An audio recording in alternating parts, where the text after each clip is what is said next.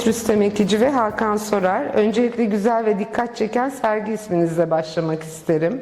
Vision Art platformda devam eden bir varış, bir yokuş cümlesi neler anlatıyor? Masallar her zaman bir varmış, bir yokmuş gibi bir kalıpla başlar ve biz bu kalıbın ardından bize aktarılması gereken şeyleri dinleriz. Yazılı masallar ve sözlü masallar olarak ayırdığımızda günümüze ulaşmayan hikayeler, günümüze farklı aktarılmış hikayeler neler olabilirdi? Biraz buraları kazmaya çalıştık, buraların peşine düşmeye çalıştık. O yüzden bir yapı bozumuna uğratarak bir varmış bir yokmuşun yapı bozumu olan bir varış bir yokuşu ele aldık. Şey gibi de oluyor aslında, bir varız bir yokuz gibi, böyle ölüm, yaşam dengesi gibi. Bir yandan zamanın tabii. döngüselliği aslında birçok şey anlatıyor kendi içinde. Görsel hikaye anlatımı. Peki Fırat, bu çılgın ikilinin sergisinin küratörlüğünü yapmak zor oldu mu? Gerçi senin yüksek lisans tezin Fluxus hareketi, doktora tezinde sanatsal bir edim olarak yürümek. Sen de uç noktalarda gezinen bir küratörsün. Ne diyorsun bu ikilinin çalışmaları için? Aslında biz birbirimizi yeni tanımıyoruz tabii ki. Uzun bir artografimiz var diyebiliriz artık yani açıkçası. Çünkü Ahmet ve Hakan'la birlikte çalışmaya başladığımızın tarihi belki 2019, evet, yani birkaç yıl öncesine dayanıyor. Onların yaklaşımlarına aşinayım çünkü tarihe, özellikle arkeolojiye oldukça ilgililer ve hakimler açıkçası. Benim de az önce bahsettiğim gibi doktora tezim yürüyerek iş yapan sanatçılar olunca land art, arazi sanatı, arkeoloji ve sanat ilişkisi üzerine bayağı okumalarım oldu. Küratörlüklerini yapmak çok eğlenceli. Hatta bir o kadar da keyiflendirici ve bilgi verici diyebilirim açıkçası. Nasıl bir küratörler kurgu yaptın bu sergide? Şimdi yaklaşımlarım dediğim gibi yakından beri biliyorum. Zaten çok yakın tarihte demeyelim, yaklaşık 9 ay kadar önce zaten bir sergiye imza atmışlardı. Yine oldukça etkileyici, Rest in Pieces diye, o kelime oyununu da içinde barındırarak bir sergi açmışlardı. Ondan sonra zaten yakın arkadaşız, birbirimizi sürekli bilgilendiriyoruz. Bu sergi için mesela yapmış oldukları, Dersim bölgesine yapmış oldukları gezi, seyahat, oradaki arkeoloji müzelerini ziyaret etmeleri, tüm bunlar birebir etkileşim halinde olduğumuz süreçlerdi. Sergiyi kurgularken de aslında çok fazla zorluk çekmiyoruz. Çünkü dijital sanat alanında çalışan isimler, Ahmet Rüstem zaten bir de iç mimarlık kökeninden geliyor. Ondan dolayı yani sergi kurgusu, işler, bunları nasıl bir öykü içerisinde birleştirebileceğiz konusunda aslında kolektif bir biçimde çalıştık. Burada da gördüğünüz gibi her bir odanın kendine ait ayrı bir anlamı var. Hani buranın biraz daha böyle bir mezar odasını andıran bu kalabalıklığı, ama başka alanlarda biraz daha işi sade tutmamız, aşağıdaki video mapping uygulamasının olduğu odadaki düzenek, ki burada şeyi de unutmayalım. Artun'u unutmayalım. O da çünkü bu alanda destek veren çok önemli bir isim, Ahmet ve Hakan'ın projelerine. Böyle özetleyebilirim aslında. Peki Ahmet ve Hakan, ilk ortak serginiz Rest in Pieces, bir anlamda bir varış bir yokuş sergisinin öncülüydü ve arkeolojik formları ve kültürel mirası dijital teknolojileri yenilikçi bir şekilde kullanarak yorumlamıştınız. Bu serginizde bu yaklaşımı bir adım daha öteye taşımışsınız. Kadim semboller, arkeolojik formlar, yenilikçi dijital teknolojilerle sunmaya nasıl karar verdiniz? Halihazırda ikimiz de arkeolojiye çok büyük ilgi duyuyoruz ve arkeolojiye dair belki de birlikte ilk ürettiğimiz iş yine Fırat'ın küratörlüğünü yaptığı Kazı İzleri sergisiydi. Aşıklı Öykü'de aslında Aşıklı Öykü baz alan bir Avrupa Birliği projesiydi. Orada bu höyükte bulunan tek figürün üzerinden bir eser üretmiştik.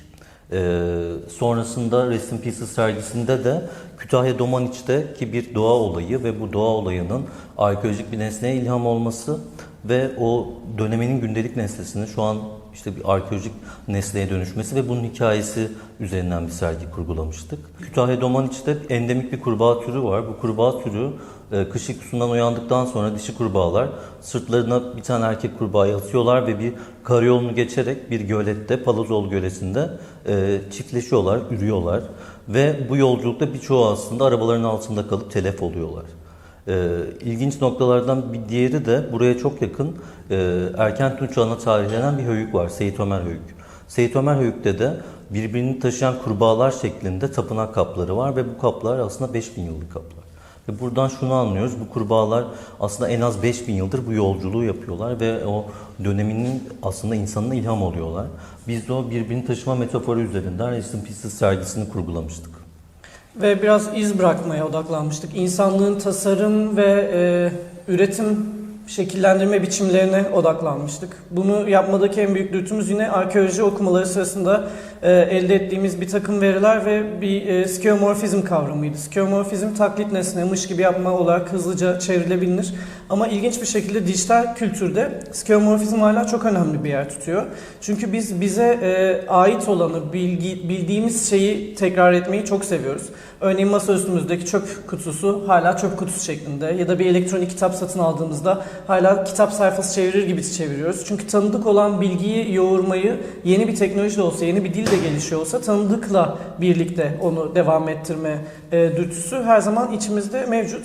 Biraz buraların peşine düştüğümüz bir sergi akışı oldu, okumalar akışı oldu. Ardından saha, Fırat'ın da bahsettiği gibi saha gezmeyi çok seviyoruz. Geçtiğimiz sergimizde de Anadolu'nun çeşitli şehirlerini gezmiştik. Bu sergide de yine rotalar olarak aslında Çorum, Çankırı, Tunceli, yine Adana ve İstanbul, Edirne gibi şehirleri sayabiliriz. Peki Fırat, mezar taşları, çiçekler, makaslar gibi semboller bu sergide çok fazla görüyoruz. Neler anlatıyor bu semboller?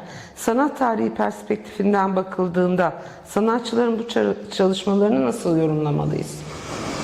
Şimdi bir kere her şeyden önce Ahmet'in bahsettiği gibi, Hakan'ın da aynı şekilde bahsettiği gibi aslında binlerce yıldır kullandığımız semboller ve bu semboller değişmiyor da aslında baktığımızda. Yeniden yorumlanıyor. Zaten sanatın biraz da gücü, biraz da güzelliği burada yatıyor. Şimdi makas metaforu, yakınlarda kaybettiğimiz sanatçımızı analım. Balkan Naci İstinye'nin bazı kolaj serilerinde de makas çok önemliydi. Çünkü makas neticede şu tarihçesi çok eskiye giden bir alet, kullanılan bir alet. İki tane farklı kesicinin bir araya geldiği kullanışlı bir alet. Gündelik hayatta kullandığımız. Bu yaratıcı bir şekilde kullanılıp bir işe de yarayabilir, ölümcül bir sembol de olabilir. Çünkü makas metaforunu afişlerde kullanan birçok korku filmde var aslında baktığınızda. Ama bir diğer yandan makas aynı zamanda bir şeyi üretmenin de sembolü.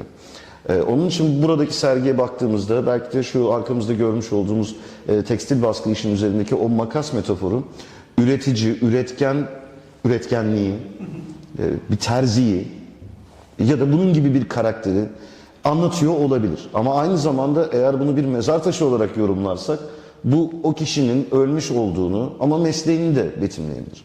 Ya da düpedüz, yoruma açık bunların hepsi, bir ölümcül sahneyi de betimliyor olabilir. Ondan dolayı bu mezar taşları, makaslar, natürmort düzenlemeler, işte aşağıdaki mozaik çalışmasında gördüğümüz gibi işte birbirine çiçek uzatan figürler, olasılıkla belki ölmüşler ama birbirlerine olan sevgilerini ifade ediyorlar gibi semboller hemen hemen eğer gösteri değilse, eğer spektaküler bir şov değilse aslında çoğu sanat sergisinde gördüğümüz her bir sanatçının kullandığı sembolleri içeriyor. Bu sergide ise Hakan'ın ilk soruda söylediği şey çok önemli. Benim bu sergideki genel temayı sorsalardı yaşam döngüsü derdim. Çünkü bu sergi hem içinde yaşamı ama hem içinde ölümü barındırıyor. Sanatın da aslında klasik konularıdır bu, değil mi? Yani yaşam döngüsünü anlatmak, yaşamak, doğmak, yaşamak ve ölmek gibi. Onun için serginin tamamı bir tür işte o adıyla müsemma derler ya, bir varış, bir yokuş ya da bir varız, bir yokuz. Peki Hakan ve Rüstem, bu serginizde antik mozaik sanatı özel bir yere sahip. Dijital teknolojiler göz önüne alındığında mozaik sanatını günümüze nasıl taşıdınız ve neden mozaik resimleri seçildi? Mozaik sanatının yapay zeka ve 3D baskı teknolojisi aracılığıyla dönüşümü antik ve çağdaş arasında nasıl bir diyalog yaratıyor? Bahsettiğim gibi şeyi çok seviyoruz. Arkeolojik yüzeylere bakmayı, aslında insanlığın kurguladığı yüzeylere bakmayı çok seviyoruz. Bu yüzeylerin anlatmak istediği hikayeler bizler için çok önemli bir yer tutuyorlar. Bu noktada da dijital sanatla mozaikler arasında inanılmaz bir bağlantı olduğunu çok uzun yıllardır hep tüm röportajlarımızda da çok dile getiriyoruz. Çok seviyoruz bunu söylemeyi. Gerçekten de her nasıl mozaik sanatı pikseller, tessera dediğimiz minik taş parçacıklarından oluşuyorsa ve bu taş parçacıkları ne kadar büyükse, iri tanelilerse biz düşük çözünürlüklü bir mozaik deneyimliyoruz. Ne kadar minik tanelilerse biz daha yüksek çözünürlüklü bir mozaikle karşıyayız. Dijital sanata baktığımızda pikseller bizim için aynı şeyleri söylüyorlar. LED ekranlar, pikseller, dijital sanatı deneyimlediğimiz bir takım yüzeyler de bize mozaik sanatıyla aslında inanılmaz derecede meçleştiriyor. Biz mozaik sanatının daha da ötesine gittiğimiz zaman aslında Uruk dönemi mozaikleriyle, Uruk mozaikleriyle karşılaşıyoruz. Hem bir yapı elemanı olarak hem dekoratif bir unsur olarak. Biz günümüz sanatçıları olarak nasıl yorumlayabiliriz bu soruları, yeni yüzeyler nasıl oluşturabiliriz sorusu üzerinden yine işbirliği kurmayı çok sevdiğimiz, Adana'da çok değerli bir laboratuvar olan, bir mimarlık ofisi olan aynı zamanda İnan Abdelli ve Kesra Mansuri'nin laboratuvarlarından faydalandık ve 3D printer'dan çamur kil basarak aşağıdaki örnekleri gerçekleştirdik. Yeni nesil aslında 3 boyutlu nesne üretme metotlarıyla mozaikleri eşleştirdik diyebiliriz. Bir yandan şeyin de altını çizmekte fayda var. Bu sergideki aslında %95 çalışma yapay zeka ile üretildi. Yapay zeka imajların, yapay zeka seslerin, çıktıların, 3 boyutlu modellerin nasıl yüzeylerle buluşabileceğini üzerine denemeler yaptık, deneyler gerçekleştirdik. Şeyi demek daha mantıklı olan aslında yapay zeka desteğiyle üretildi demek. Çünkü işte yapay zeka ile ürettik deyince aslında izleyicinin, deneyimcinin kafası da karışabiliyor. Hani her şeyi sadece yapay zeka mı üretti gibi bir yerden algılayabiliyor. Ama birçok şey aslında yapay zeka desteğiyle üretildi. Burada yapay zekayı nasıl konumlandırdığımız da önemli. Biz çoğu zaman onu bir işte asistan gibi, bazen bir işte ilham verecek bir arkadaş gibi, işleri hızlandıracak bir eşlikçi gibi değerlendiriyoruz. Ve hiçbir zaman yapay zeka ile ürettiğimiz, desteğiyle ürettiğimiz bir şeyi ham bir şekilde bir sanat eseriymiş gibi hiçbir zaman sunmadık. O üretim de çok döngüsel bir şey. Kendi içinde böyle daha geçmişe dönüp baktığımız, onun üzerinde değişiklikler yaptığımız ve sonrasında bir insani bir proseste var birçok eserin üzerinde. Ve bir yandan zamanın kaydını da tutuyor aslında. Yani gelecekte bugüne dönüp baktığımızda 20 yıl sonra, 40 yıl sonra, 3 yıl sonra günümüze baktığımızda en azından Eylül ayının 2024 yılının Eylül ayında yapay zeka çıktıları hangi aşamadaydı? Nasıl bir estetiğe sahiplerdi? 3 boyutlu modeller nasıl bir dokuya, estetiğe sahiplerdi? Bununla alakalı çok fazla çıktı olacak. Yine tıpkı aslında tekrar bu mozaiklere dönecek olursak tıpkı bir mozaiğin yüzeyine bakıp o dönem insanların ne yediği, ne içtiği, nasıl mitolojileri olduğu, neye inandıklarına dair bilgi sahibi oluyorsak bu sergideki birçok yüzeyde bize bence bu sürecin kayıtlarını veriyor olacak. Yani aslında siz bir anlamda dijital sanatın tarihinin yazımında bir noktada duruyorsunuz şu anda, öyle mi? Bunu seviyoruz, evet. Yani kaydını tutmayı çok seviyoruz dijital sanat. Kayıt tutarken aslında bir yandan da deneyler yapıyoruz. Deneyler. Belki bunu da söylemek lazım. Çünkü yeni şeyler denemeyi çok seviyoruz. Bir tool, bir araç geliştiğinde onu deneyip biz bunu üretimimizde nasıl kullanabiliriz diye bir yerden bakmak keyifli bizim için. Peki, sergide eller ve çiçeklerle ilgili ayrı bir vurgu söz konusu. Eller ve çiçekler siz için özel kılan nedir? Eller anlamında aslında insanlık tarihine baktığımızda, iz bırakma dürtülerine baktığımızda ilk örneklerinin sanırım Paleolitik dönemdeki mağara, duvar resimleri ve duvarlara işte yapılan kazımalar, bırakılan el izlerinden ilhamla geliyor biraz. Çünkü özellikle mağara el izlerine baktığımızda bazen hepsi o bir sürü insan işte bir anda gelmiş ve iz bırakmış gibi düşünüyoruz ama binlerce yıl içinde işte topluluklar halinde bazen tekil şekilde gelip herkes biz buradayız demek için, biz de yaşadık, biz de bu dünyada var olduk gibi bir yerden aslında bir iz bırakmaya çalışıyorlar. Sergide bu kadar el görmemizin nedeni biraz o aslında iz bırakma dürtüsü. Çiçeklerde tamamen yine ölüm ve ölümle aslında biraz eşleştirdiğimiz, ölüm ve yaşamla eşleştirdiğimiz bir noktada. Zaten yine Fırat'ın da bahsettiği gibi sanat tarihinin dönemler boyunca konusu olmuş bir şey. Biz ama özellikle bir takım çiçeklere odaklanmayı tercih ettik. Özellikle Osmanlı mezar taşlarında gördüğümüz ya da farklı dönem mezar taşlarında sık gördüğümüz çiçeklere ek olarak görmediğimiz, üstünde pek durulmayan, pek de hani gündelik hayatta estetik olarak da göze güzel görünmeyen bir takım çiçeklerin de peşine düştük. Kara hindiba gibi. Bu serginiz öne çıkan bir yenilik daha, yapay zeka kullanımıyla geliştirdiğiniz imajları bu kez Polaroid baskı ile gerçekleştirmişsiniz. Bu fikir nasıl ortaya çıktı ve uygulandı? Polaroid filmler 1940'lı yıllarda bir ihtiyaçtan ortaya çıktılar. Bu ihtiyacın en önemli nedenlerinden bir tanesi hızlanma ve anı o an basma üzerine gelişmişti. Polaroid filmler o kadar değerli şeylerdi ki anı olduğu gibi yansıtan ama bir yandan da kendi estetik müdahalesiyle anı yansıtan filmlerdi, değerli filmlerdi. Günümüzde ise gerçekliği inanılmaz derecede sorguladığımız, gerçeğin ne olduğunu inanılmaz derecede sorguladığımız, özellikle fotoğraf anlamında, imaj anlamında sorguladığımız bir süreç yaşıyoruz. Bunu yapay zeka çıktılarla yapıyoruz. Ve yapay zeka çıktılar, siz ona bir komut verdiğinizde, bir prompt yazdığınızda, bir nesne üretmesini, bir görüntü üretmesini istediğinizde size belirli seçenekler sunuyor ve bazen bu seçenekler çok muğlak olabiliyor. Öngöremediğiniz, hiç kafanızda olmayan bir takım nesnelerle, imajlarla, manzaralarla karşılaşabiliyorsunuz. Polaroid filmlerde bunun aynısını yapıyor. Polaroid filmin kimyasının ne olacağını hiçbir zaman öngöremeyiz. Biz özellikle bu sergide tamamen çoğu zaman bayatlamış filmlerde çok fazla kullandık. Özellikle o muğlak alanın altını çizmek istediğimiz için bulanık mı çıkacak, net mi çıkacak, renk tonları nasıl çıkacak hiçbir şekilde bilmediğimiz, prosesini bilmediğimiz bir süreç deneyimlemek istedik. Biraz yapay zeka imaj çıktılarıyla Polaroid'i bu şekilde örtüştürüyoruz birbirlerine. Bir yandan aslında şeyle de konuşuyor. Başta bahsettiğimiz skeuomorfizmmiş gibi yapma. Bu polaroidler de aslında gerçekmiş gibi, sanki bir an bir yerde bir noktada çekilmiş gibi davranıyor. Ama aslında kurgusal bir hikayenin yapay zeka ile üretilmiş bir görüntünün yansıması. Tabii çok değerli denemeler oldu Polaroid filmler üzerine. Şahin Kargun, David Hockney ve benzeri birçok sanatçı çok değerli denemeler yaptılar. Biz de yapay zeka imajlarla Polaroid'leri eşleştirerek bir deneme sahası geliştirmek istedik. Peki Fırat, Polaroid baskılarda ben biraz dijital natürmort tadı aldım.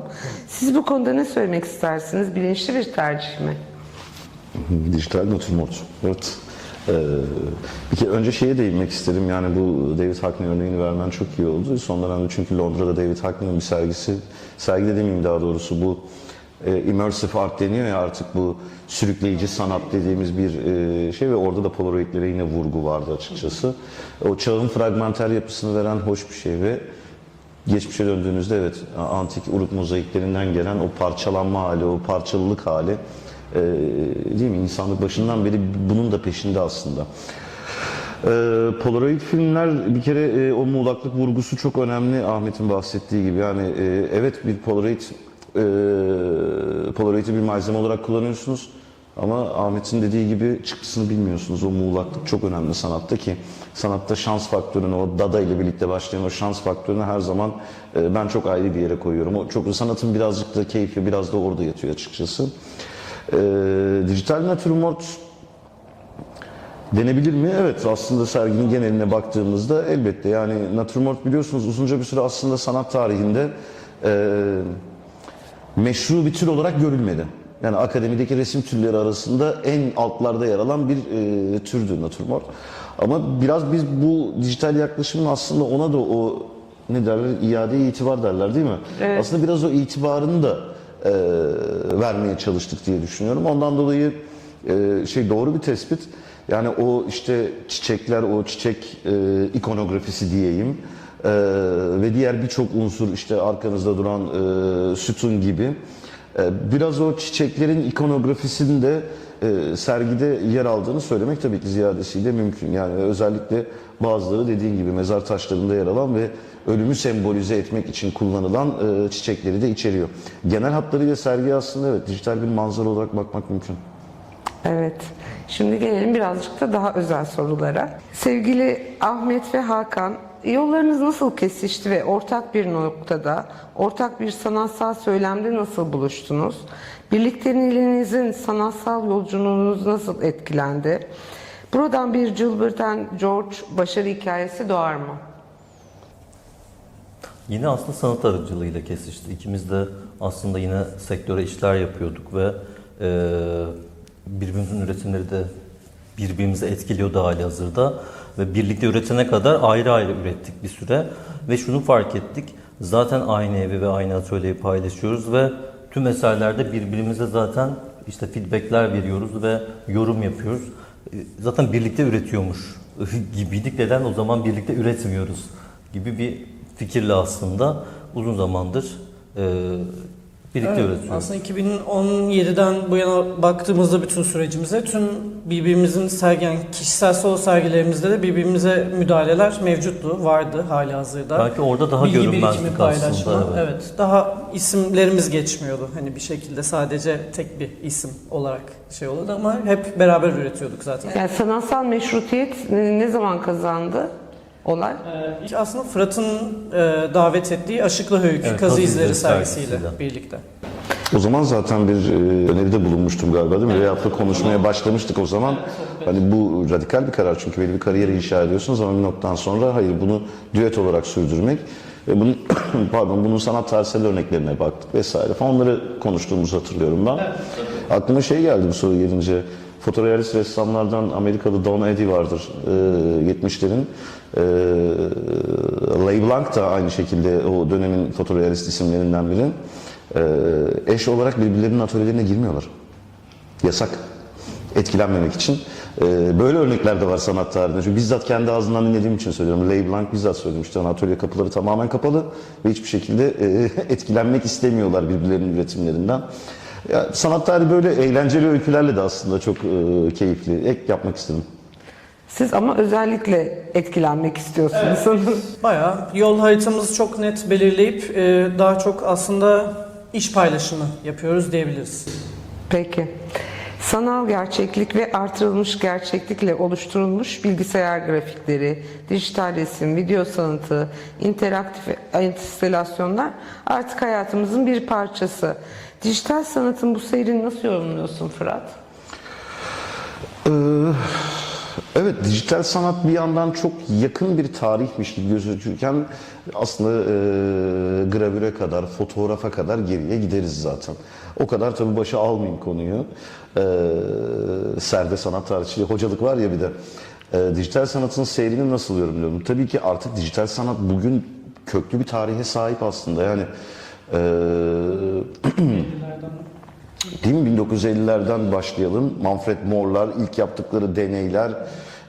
Ondan sonra 1960'larda, genelde unutmam ama 1960'larda ilk dijital sanat eserinin o bir nü, uzanmış bir nü, çıplak kadın imajının piksellere ayrılmasıyla birlikte Berl Laboratuvarı'nda üretilen bir çalışma aklımda. İşte o tarihten bu yana gelen artık 70 yıllık falan bir tarihi var. Yani 60 yıla 70 yıla yakın bir tarihi var. Ama tabii dijital sanatın gelişimiyle üretim araçlarının gelişimini kesiştirerek de bunu düşünmek gerekiyor. Hani ilk bu işte Apple II bilgisayar grafiğine müdahale eden bilgisayarlar, oradan 90'larda modemin kullanılmaya başlanması, arkasından işte o web ortaya çıkışıyla birlikte iletişim halinde olma hali ve tabii bilgisayar teknolojisinin alabildiğine gelişmesi. Küratörlüğünü yaptığım sanatçıları överek devam etmek istiyorum burada. Fakat üretim araçları ne olursa olsun en temelde şunu unutmamak gerekiyor bence. Bağlam. Ben dijital sanatı hep Ahmet'le Hakan'la yaptığımız sohbetlerde de bunu çok konuşuyoruz, tartışıyoruz.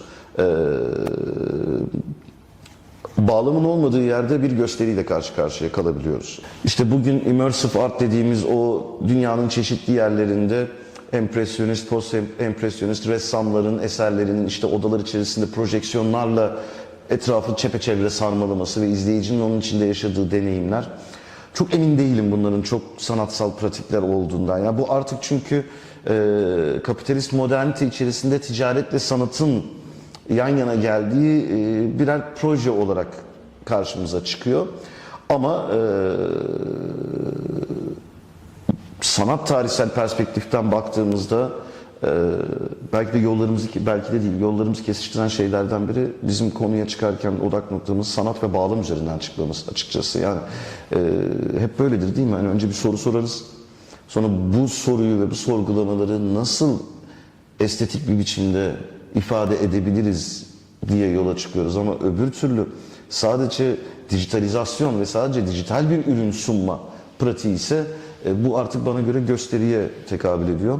Şu an dijital sanatın seyrini nasıl görüyorum? Bu ikisi eşgüdümlü olarak devam ediyorlar. Bir yandan dediğim gibi sırf geçtiğimiz yakın dönem içerisinde Londra'da 4 tane immersive art sergisi açıldı. Bir tanesi David Hockney. İşte bir tanesi Van Gogh ve işte ressamlar. Bir taraf Dali üzerine yanlış hatırlamıyorsam yine bir immersive art projesi vardı. Ama bir yandan da dünyanın dört bir yanında işte bu sergide olduğu gibi ve başka coğrafyalarda da olabileceği gibi dijital sanatı ve Hakan'ın çok ustalıkla dediği gibi yapay zeka aracını kullanıp yapay zeka desteğiyle aracıyla ama günün sonunda bir söz söylemeye çalışan sergiler eşgüdümlü olarak devam ediyorlar. Bakalım gelecek bize ne gösterecek? Ben de merakla bekliyorum. 50 yıl sonra dijital sanatın tarihini yazacak sanat tarihçilere de başarılar diliyoruz. Evet, biz o günleri göremeyiz. Başarılar diliyorum. Evet. Dijital eserlerin tescillenmesi, fiyatlandırılması, telif haklarının korunması önemli bir nokta olarak karşımızda duruyor şu anda. Gelecekte daha da önem arz edecek. Bir de NFT kavramı var. NFT aslında sanat eserinin kendisi değil, bir dijital sertifika. İşte tam bu noktada kafalar karışıyor. Fırat, bu konuda bizi biraz aydınlatır mısın? Dijital sanat eseri kaç edisyon olmalı? Sanatçı sonsuz adette çoğaltırsa piyasada ne olur? NFT nedir? Kripto sanat nedir? Dijital sanatın geleceğini nasıl görüyorsun? Evet, güzel soru. Şimdi geçtiğimiz yılın Nisan ayında yanlış hatırlamıyorsam bir rapor açıklandı Birleşik Devletler'de. NFT'lerin %80'inin çöp olduğu açıklandı. Yani herhangi bir mali değeri yok. NFT evet ortaya çıktı, bu non-fungible tokenlar, işte o geri döndürülemez jeton diye çevirelim değil mi herhalde öyle, veyahut da ortaya çıktı ve genelde bu özellikle girişimciler tarafından çok pohpohlandı ve gündeme getirildi NFT'ler. Çok yüksek fiyatlara satılan Beeple mıydı? O çok büyük fiyatlara satılan NFT örnekleri. Futbolcular bile krampon tasarımları yapıp o imajları internet ortamına attılar. Böyle bir çılgınlık ortaya çıktı, evet. Ve bunu tabii kripto sanat başlığı altında da değerlendirebiliriz. İşte Metaverse evreninin oluşması, işte Türkiye'de ilk Metaverse sergisinin açılması, işte NFT odaklı sergilerin düzenlenmesi gibi ülkemizde de bu örneklere tanık olduk. Tabii bunların korunması için ayrı bir güvenlik ağı oluşturmak gerekiyor. Bunları hatta geçenlerde dijital sanat koleksiyonculuğunun önemli isimlerinden Feride Hanım'la da konuşmuştuk diye hatırlıyorum. Hususi programlarla, hacklenmeyi engelleyici programlarla bir koruma ağı oluşturmanız gerekiyor.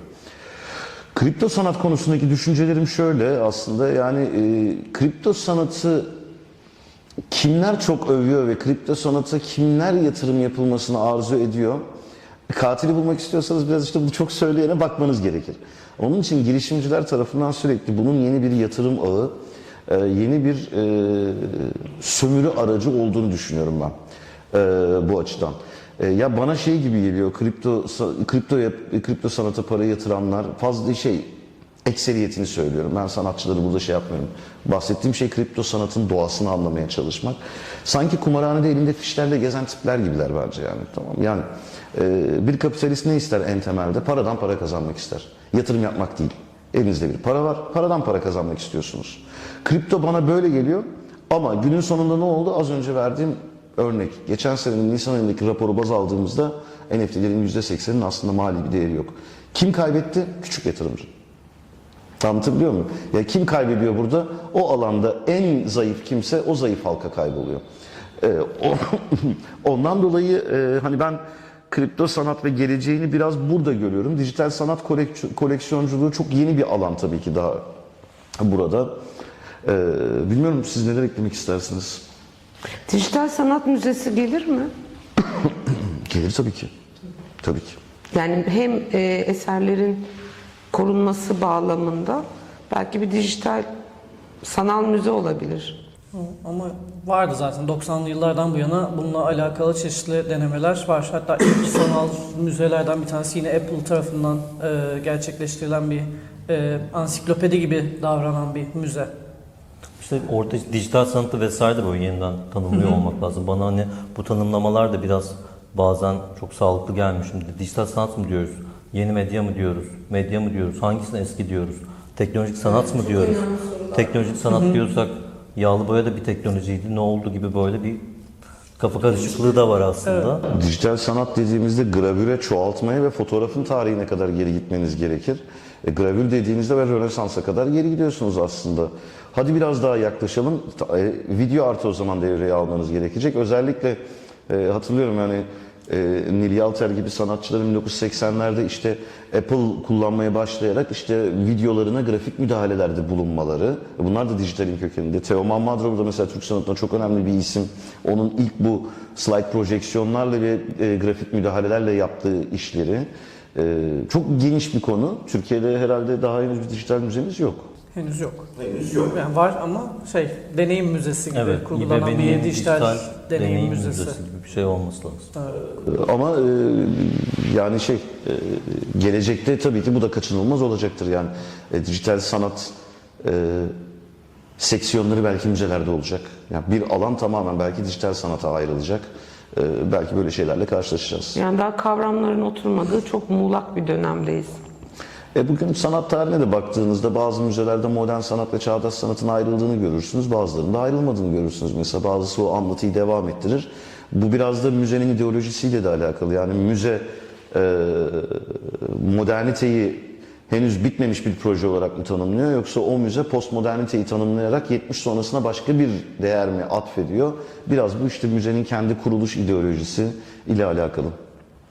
Peki Hakan ve Ahmet, aynı soruyu sizlere de sormak isterim başka bir açıdan. Dijital sanat ile ilgili sınırlar hala muğlak. Siz bu dünyanın içinde olan kişiler olarak, örneğin önümüzdeki 10 yıl içinde dijital sanatçıları ve dijital sanat koleksiyonerlerini ne gibi riskler bekliyor? Ya da tam tersi, dijital sanatın avantajları neler olacak? Biz burada çok ayrılıyoruz Hakan'la birlikte. Ben önce kendi perspektifimden olan bir yere bir ekleme yapmak istiyorum. Geçtiğimiz yıl Creators of Tomorrow programına seçilmiştim Meta tarafından, Facebook tarafından ve bu program aracılığıyla yeni nesil teknolojiler ve gelecek projeksiyonuyla alakalı bir takım sohbetler olmuştu. Burada en çok altını çizmek istediğim şeylerden bir tanesi şu: belki de sanata paralel olarak artık yaratıcıları da konuşmamız gerektiği, creator'ları da konuşmamız gerektiği, nasıl günümüzde artık sosyal medya hayatımızı bu kadar şekillendiriyorsa, influencer'lar bu kadar hayatımızı şekillendirebiliyorlarsa, pop kültür hayatımızı bu kadar şekillendirebiliyorsa, sanatçılara paralel olarak creator'ları da konuşmamız gerektiği ve bu yaratıcıların çoğalmasıyla birlikte sanat algılama biçimlerimizin nasıl değişeceğine odaklanmamız gerektiğini düşünen bir tarafta duruyorum. Çünkü ben yapay zekanın ve yapay zeka görüntü, ses, 3 boyutlu model, video oluşturma araçlarının çok daha fazla yaratıcı ortaya çıkaracağına ve bu yaratıcıların da yeni bir dil kurgulayacağına inanıyorum. Peki sen Hakan hangi noktada duruyorsun? Komplike biraz ya. Çünkü hani yaratıcılarla ilgili konuştuğumuzda belki gelecekte belki sanatı ve sanatçıyı da tekrar konuşmamız gerekecek. Çünkü şu anda herkes yapay zeka ile bir sürü görsel oluşturuyor ama işte her yemek yapan aşçı demiyoruz değil mi? Tabii ya da ki. her işte saç kesene berber demiyoruz. Orada işte belki işte nasıl bir dertle yapıyor, işte 24 saatini bununla mı yaşıyor gibi böyle işte sanatçı, yaratıcı kavramlarını belki yeniden konuşmamız gerekiyor. Dediğim gibi bana de çok, ben kendimi bir dijital sanatçı olarak da tanımlamıyorum. Ben sanatçıyım, bir üretim yapıyorum ve bu yolculukta aslında uğradığım duraklar var. Bu duraklar bazen konunun kendisi oluyor, bazen malzemenin kendisi oluyor.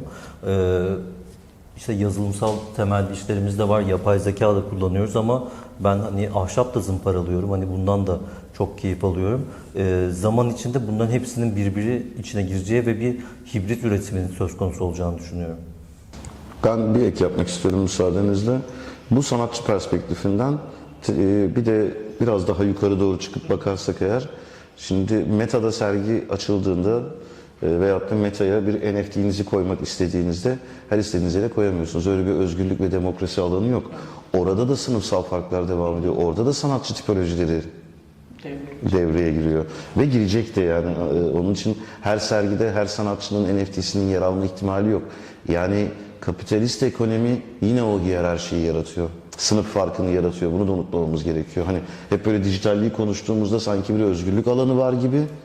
Hayır, aslında o ekonomi de kendi sınıfsal ayrımını yaratıyor. Bunu anımsatmak istedim. Harika bir röportajdı. Çok teşekkür ediyorum verdiğiniz bilgiler için. Eklemek istediğiniz bir şey var mı? Yaşasın dijital sanat. Gerçekten çok keyif aldım. Hem sergiden hem röportajdan. Çok teşekkür Biz de ederim. öyle vakit ayırdınız, geldiniz. Çok teşekkür ederiz. Ayaklarınıza sağlık.